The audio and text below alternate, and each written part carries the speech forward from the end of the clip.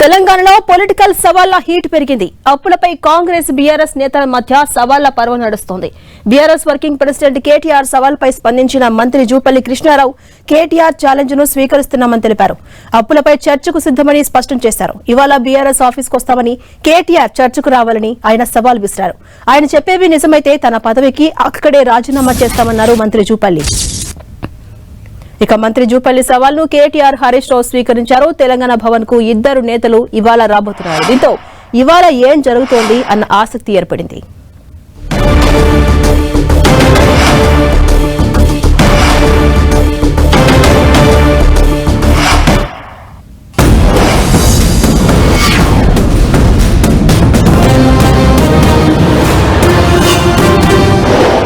ముఖ్యమంత్రి విసిరిన సవాలుకు నేను రెడీ. వరంగల్ చౌరస్తాలో పెట్టుకుందామా?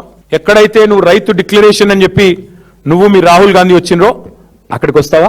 పెడదామా చర్చ? అశోక్ నగర్ చౌరస్తాలో పెడదామా? 2 లక్షల ఉద్యోగాలు అని చెప్పి రాహుల్ గాంధీ డైలాగులు కొట్టిన అశోక్ నగర్ చౌరస్తాలో పెడతావా? దేని మీద అయినా సరే. టాపిక్ నీ ఇష్టం, ప్లేస్ నీ ఇష్టం, డేట్ కూడా నీ ఇష్టం. చేతనైతే నువ్వు వస్తావా? నీ రాహుల్ గాంధీ వస్తాడా? ఎవరు వస్తారో రండి. మిమ్మల్ని గనక అక్కడ గణాంకాలతో సహా మీ తప్పులు బయట పెట్టకపోతే, మీ పరిపాలన యొక్క వైఫల్యాన్ని నగ్నంగా నిలబెట్టకపోతే అశోక్ నగర్ చౌరస్తాలో, వరంగల్ చౌరస్తాలో శాశ్వతంగా రాజకీయాల నుంచి తప్పుకుంటా. సవాల్కు సిద్ధమా? స్వీకరిస్తావా? సవాలుకు ఈ ఒక్క సవాలుకు సమాధానం చెప్పండి. మీరు ఏడికి రమ్మంటే అడిగి నేనే వస్తా. 3,50,000 కోట్లే అప్పు, 8 లక్షల కోట్లు కాదని మీరు రుజువు చేయండి. మా పత్రాలు అవసరం లేదు. మీ ప్రభుత్వంలో శాసనసభలో ప్రవేశపెట్టిన పత్రాల లెక్క ప్రకారమే రుజువు చెయ్యండి. రుజువు చేస్తే కేటీఆర్ ఇచ్చిన సవాలుకు నేను దానికి సిద్ధపడి ఉన్నా, కట్టుబడి ఉన్నా. రాహుల్ గాంధీ గారి నుంచి రేపు తర్వాత మాట్లాడదాం. ముందు దీనికి సమాధానం కావాలి కదా. ఇప్పుడు నేను చెప్పిన లెక్క అబద్ధమైతే నేను ఈ రోజే రాజీనామా చేస్తా నా ఎమ్మెల్యే పదవికి. మళ్ళీ కేటీఆర్ వస్తాడా, హరీష్ రావు వస్తాడా? బీఆర్ఎస్ పార్టీ ఆఫీసర్ అంటే నేను వస్తా. నేను చెప్పింది అబద్ధమైతే నేను పొద్దున్నే రేపు స్పీకర్ కు రాజీనామా ఇస్తా. ఈ అప్పు గురించి చెప్పగలుగుతాయి.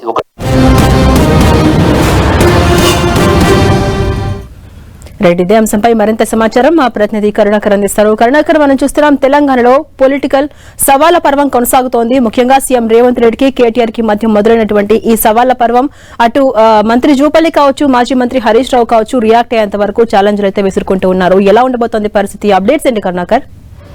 ఝాన్సీ, తెలంగాణలో సవాళ్ల రాజకీయం దాదాపు హీటెక్కిందని చెప్పవచ్చు. ఎందుకంటే ముఖ్యమంత్రి రేవంత్ రెడ్డి మొన్న రైతు భరోసా పథకం విడుదల సందర్భంగా కీలక వ్యాఖ్యలు చేశారు. అందులో ప్రధానంగా 10 ఏళ్ల బీఆర్ఎస్ పాలనలో దాదాపు 8 లక్షల కోట్ల పైచీలకు అప్పులు చేశారని చెప్పి సీఎం కామెంట్ చేశారు. సమైక్య రాష్ట్రంలో 19 మంది ముఖ్యమంత్రులు కేవలం 60,000 కోట్ల అప్పులు చేస్తే కేసీఆర్ 9.5 ఏళ్లలోనే దాదాపు 8 లక్షల కోట్ల అప్పులు చేసి రాష్ట్రాన్ని అప్పుల దిబ్బగా మార్చారని చెప్పి రేవంత్ రెడ్డి కామెంట్ చేశారు. ఈ కామెంట్పై కేటీఆర్ సీరియస్గా నిన్న రియాక్ట్ అయిన పరిస్థితిని మనం చూస్తున్నాం. ముఖ్యమంత్రి కానీ కాంగ్రెస్ ప్రభుత్వం చెప్తున్నవన్నీ అబద్ధాలే.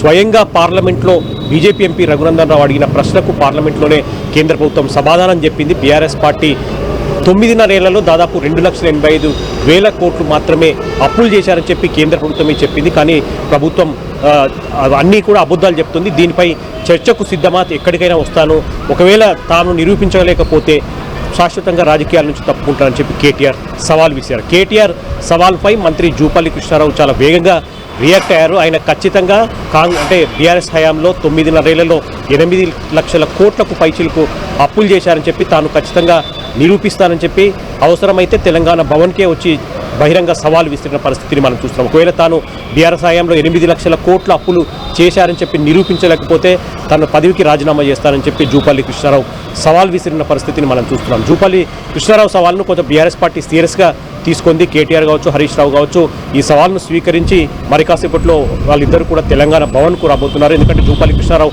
అవసరమైతే తెలంగాణ భవన్కు వస్తారన్నారు కాబట్టి ఆయన వస్తారో రారో వేచి చూద్దామని చెప్పి కేటీఆర్, హరీష్ రావు ఇద్దరు కూడా మరి కాసేపట్లో తెలంగాణ భవన్కు వస్తారు. 10 గంటల నుంచి తెలంగాణ భవన్లో వాళ్ళిద్దరూ వేచి చూస్తారు. ఖచ్చితంగా కేంద్ర ప్రభుత్వం చెప్పిన లెక్కలు కావచ్చు, లేకపోతే ఆర్బీఐ లెక్కలు, వాళ్ళ నివేదికలన్నీ కూడా ముందు పెట్టి ఖచ్చితంగా ఈ సవాల్ను స్వీకరించి తాము 9.5 ఏళ్లలో 2,85,000 కోట్లు, దాదాపు 3 లక్షల కోట్ల లోపలే తాము అప్పు చేశామని చెప్పి కాంగ్రెస్ ప్రభుత్వం కానీ ముఖ్యమంత్రి కానీ చెప్తున్నట్టు 8 లక్షల కోట్లు అప్పు చేశామన్నది పచ్చి అబద్ధం అని చెప్పి కేటీఆర్ హరీష్ రావు చెప్తున్నారు. కాబట్టి చూద్దాం, జూపల్లి కృష్ణారావు సవాల్ను కేటీఆర్ హరీష్ రావు స్వీకరించారు. తెలంగాణ భవన్కు వస్తున్నారు, మరి తెలంగాణ భవన్లో వేచి ఉంటారు. కాబట్టి జూపల్లి కృష్ణారావు నిజంగానే సవాల్కు ఆయన కట్టుబడి ఉండి తెలంగాణ భవన్కు వస్తారా, లేకపోతే ఇది సవాలుగానే మిగిలిపోతుందా అన్నది మాత్రం కొంత తెలంగాణ రాజకీయ వర్గాల్లో కొంత ఆసక్తి రేపుతున్న పరిస్థితిని మనం చూస్తున్నాం. ఝాన్సీ, అంటే కరుణాకర్, అటు కేటీఆర్, జూపల్లి కావచ్చు, హరీష్ రావు కావచ్చు, మేము చర్చకు సిద్ధంగా ఉన్నాం, వస్తాం మరి కాసేపట్లో అని చెప్పి ఇవాళ రాబోతున్నారు. తెలంగాణ భవన్ దగ్గర కొంత ఉద్రిక్త వాతావరణం ఏర్పడే అవకాశం కూడా ఉంది. ఎందుకంటే ఇటు బీఆర్ఎస్ కార్యకర్తలు కావచ్చు, కాంగ్రెస్ కార్యకర్తలు కావచ్చు, అక్కడికి చేరుకునే అవకాశం లేకపోలేదు. ఈ నేపథ్యంలో అటు పోలీసులు ఏమైనా జాగ్రత్త చర్యల్లో భాగంగా భద్రతను ఏర్పాటు చేసే అవకాశం ఉందా? ఎలా ఉండబోతోంది పరిస్థితి?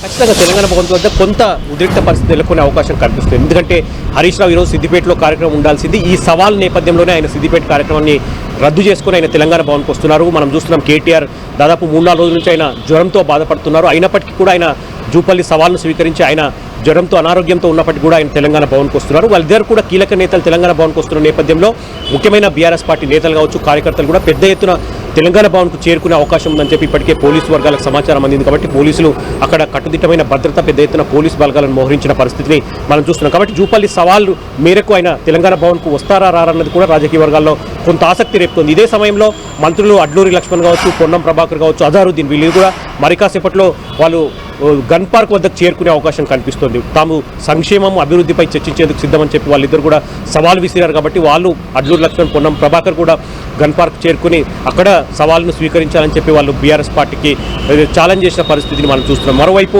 బీఆర్ఎస్ పార్టీ కీలక నేత general secretary RS Praveen Kumar సంక్షేమ శాఖలో గురుకులాల్లో దాదాపు 2000 కోట్ల అవినీతి జరిగింది, దాన్ని నిరూపిస్తానని చెప్పి ఆయన ప్రెస్ క్లబ్లో 11 గంటలకు బీఆర్ఎస్ తరఫున వేచి చూస్తాను, చర్చకు సిద్ధమని చెప్పి ఆర్ఎస్ ప్రవీణ్ కూడా సవాల్ విసిరిన పరిస్థితి మనం చూస్తున్నాం. కాబట్టి 3 చోట్ల కొంత ఈ ఉద్రిక్త పరిస్థితి నెలకొనే అవకాశం కనిపిస్తుంది. కేటీఆర్, హరీష్ రావు ఇక్కడ బీఆర్ఎస్ భవన్, తెలంగాణ భవన్లో మంత్రి జూపల్లి కృష్ణారావు కోసం వేచి చూసే అవకాశం ఉంది. అక్కడ మంత్రులు అడ్డూరి లక్ష్మణ్, పొన్నం ప్రభాకర్, అజారుద్దీన్ గన్ పార్క్ వద్ద వేచి చూసే అవకాశం కనిపిస్తుంది. ఇటు ప్రెస్ క్లబ్ వద్ద ఆర్ఎస్ ప్రవీణ్ కుమార్. కాబట్టి ఏం జరగబోతుంది? సవాళ్లు నిజంగానే చర్చ వరకు దారి తీస్తాయా, లేకపోతే ఎప్పట్లాగానే సవాలుగానే ఉండిపోతాయన్నది మరి కాసేపట్లో క్లారిటీ వచ్చే అవకాశం కనిపిస్తోంది.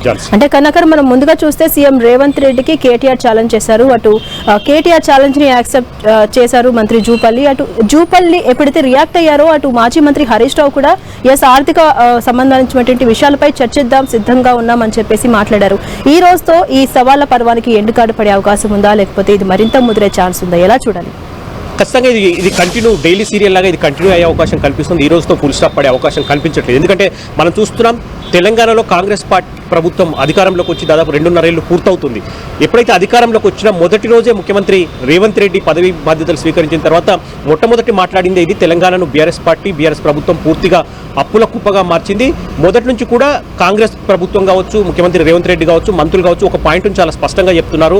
9.5 ఏళ్ల బీఆర్ఎస్ పాలనలో ముఖ్యమంత్రిగా కేసీఆర్ దాదాపు 8 లక్షల కోట్లకు పైచిలకు అప్పులు చేశారని చెప్తున్నారు. మొన్న ముఖ్యమంత్రి రేవంత్ రెడ్డి మరోసారి ఈ అప్పుల విషయం మాట్లాడిన సందర్భంగానే ఈ ప్రతి సవాళ్ళ పర్వం తెరపైకి వచ్చిన పరిస్థితిని మనం చూస్తున్నాం. కాబట్టి కేటీఆర్ నిన్న చాలా స్పష్టంగా లోక్సభలో కేంద్ర ప్రభుత్వం ఇచ్చిన వివరాలను బయటపెట్టారు. దాంతోపాటు ఆర్బీఐ నివేదికలు చాలా స్పష్టంగా చెప్తున్నాయి, కేవలం బీఆర్ఎస్ హయాంలో 9.5 ఏళ్లలో కేవలం 3 లక్షల కోట్ల పైచిలకు మాత్రమే అప్పులు చేశాం. కానీ కాంగ్రెస్ ప్రభుత్వం, ముఖ్యమంత్రి రేవంత్ రెడ్డి పూర్తి స్థాయిలో అబద్ధాలు చెప్తున్నారని వాళ్ళు చెప్తున్నారు. కాబట్టి చాలా స్పష్టంగా కాంగ్రెస్ ప్రభుత్వం కావచ్చు, ముఖ్యమంత్రి రేవంత్ రెడ్డి మాత్రం ఖచ్చితంగా 8 లక్షల కోట్లు బీఆర్ఎస్ హయాంలో అప్పులు చేశారని చెప్పి చెప్తున్నారు. ఈ అంశాన్నే జూపల్లి కృష్ణారావు తాను నిరూపిస్తానని చెప్పి అవసరమైతే తెలంగాణ భవన్కు వచ్చి చర్చకు సిద్ధం అని చెప్పి సవాల్ విసిరారు. కాబట్టి ఈ సవాళ్ళ నేపథ్యంలో కేటీఆర్, హరీష్ రావు సవాలుకు సిద్ధం, తమ అన్ని నివేదికలు, అన్ని వివరాలు బయట పెడతామని చెప్పి వాళ్ళు సవాల్ స్వీకరించి తెలంగాణ భవన్కు వస్తున్న నేపథ్యంలో మంత్రి జూపల్లి కృష్ణారావు మరి నిజంగానే ఆయన సవాల్కు కట్టుబడి తెలంగాణ భవన్కు వస్తారా రారా అన్న దానిపైనే ఈ సవాళ్లకు చర్చల వరకు వెళ్తుందా లేదన్నది మరి కాసేపట్లో క్లారిటీ వచ్చే అవకాశం కనిపిస్తుంది. అంటే కర్ణాకర్, సాధారణంగా ఇటువంటి సవాళ్లు ఎదురెదు ఉన్నప్పుడు, ఒకరిపై ఒకటి ఛాలెంజ్ విసురుకుంటూ ఉన్నప్పుడు పోలీసులు అలర్ట్ అవుతూ ఉంటారు, వారిని ముఖ్యంగా హౌస్ అరెస్టులు చేస్తూ ఉంటారు కదా. మరి ఈ సందర్భంలో అటువంటి ఘటన ఏమన్నా జరిగే ఛాన్స్ ఉందా? ఇప్పటివరకు అయితే తెలంగాణ భవన్ వద్ద మాత్రమే పోలీసులు బలగాలు మోహరించిన పరిస్థితి మనం చూస్తున్నాం. బీఆర్ఎస్ వర్కింగ్ ప్రెసిడెంట్ కేటీఆర్ నివాసం వద్ద ఎటువంటి పోలీసు హడావుడి లేదు. దాంతోపాటు మాజీ మంత్రి హరీష్ రావు నివాసం వద్ద కూడా ఎటువంటి పోలీసుల హడావుడి లేదు. ఎందుకంటే జూపల్లి కృష్ణారావు వచ్చే అవకాశం చాలా తక్కువగా ఉందని చెప్పి కాంగ్రెస్ పార్టీ వర్గాలు కూడా చెప్తున్న పరిస్థితిని మనం చూస్తున్నాం. కాబట్టి ఇది సవాలుగానే ఉండిపోతుంది. కానీ జూపల్లి సవాల్ విసినట్టు కానీ, లేకపోతే సవాల్కు తాము సిద్ధమని చెప్పి కేటీఆర్, హరీష్ రావు చెప్పినట్లు కానీ ఇది చర్చల వరకు వెళ్లే అవకాశం చాలా స్పష్టంగా కనిపించట్లేదని చెప్పి కూడా పోలీసు వర్గాలు చెప్తున్నాయి. ముందస్తు జాగ్రత్త చర్యల్లో భాగంగానే తెలంగాణ భవన్ వద్ద మాత్రం పోలీసులు మోహరించిన పరిస్థితి మనం చూస్తున్నాం. కేటీఆర్, హరీష్ రావు దాదాపు 10 గంటల సమయంలో వాళ్ళిద్దరు కూడా తెలంగాణ భవన్కు చేరుకునే అవకాశం కనిపిస్తుంది. వాళ్ళిద్దరు వస్తున్నారు కాబట్టి బీఆర్ఎస్ పార్టీ ముఖ్యమైన నేతలు, కార్యకర్తలు కూడా పెద్ద ఎత్తున తెలంగాణ భవన్కు వచ్చే అవకాశం కనిపిస్తుంది. కాబట్టి చూడాలి మంత్రి జూపల్లి కృష్ణారావు ఏ మేరకు ఈ సవాల్ను స్వీకరించి ఆయన విసిరిన సవాలే ఇది. ఖచ్చితంగా తాను అవసరమైతే తెలంగాణ భవన్కే వచ్చి చర్చించేందుకు సిద్ధం. బీఆర్ఎస్ హయాంలో 8 లక్షల కోట్లు ఖచ్చితంగా అప్పులు చేశారు, దానిపై తాను నిరూపిస్తానని చెప్పి, నిరూపించలేకపోతే తన పదవికి రాజీనామా చేస్తానని చెప్పి జూపల్లి సవాల్ విసిరారు. కాబట్టి ఏ మేరకు జూపల్లి తెలంగాణ భవన్ వైపు వచ్చే ప్రయత్నం చేస్తారో అన్నది మాత్రం మనకు మరి కాసేపట్లో క్లారిటీ వచ్చే అవకాశం కనిపిస్తుంది. Thank you Karunakar.